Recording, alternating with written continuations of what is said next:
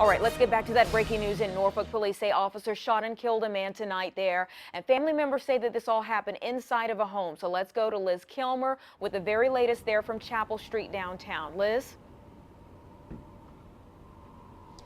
Anita, there's a lot of anger felt throughout this community right now. Earlier, people had megaphones, banners, and they were shouting at police, who you can see are still on scene here. We talked to family members of the man killed. They say he was mentally ill and had past run-ins with police, but this shooting, they say they can't understand. Now, what we know right now, 2 officers were reportedly investigating an unrelated situation on the block here. Neighbors say it involved a police chase, but police confirm only that it was a felony offense.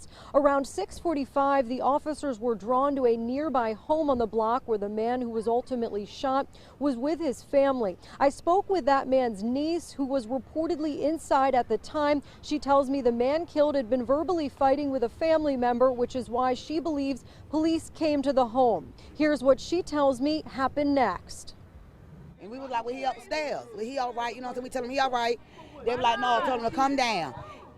He came out of the room. They said, put your hands up. He put his hands up. Then he started talking the way he be, you know what I'm saying, crazy talking.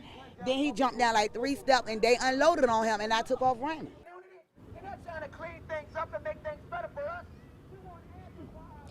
And as I said, community members were shouting at police, as you can see here, as that man was pronounced dead at the hospital. We're working to learn the officer's side of this story as to what happened in that home, working to learn whether they were wearing body cameras. Police say this is very early on in the investigation. They say they aren't able to provide many details at this time, but they're speaking with witnesses, residents, trying to piece this together. Yes, Chief Michael Goldsmith is on scene, as well as his deputy chief and assistant chiefs. Our entire detective division, those available hands, have been called out to help investigate this and canvass this scene. And police tell me that the Norfolk Police Department will be investigating this officer-involved shooting. With past officer-involved shootings, we've seen state police called in to investigate. I've asked, why aren't state police investigating this particular officer-involved shooting? And I'm working to get you that answer. For now, I'm live in Norfolk. Liz Kilmer, 10 on your side. Thank you, Liz. And this is the 5th deadly officer-involved shooting of the year for Norfolk. In January, police shot Keith Richardson on Land Street after he killed a canine.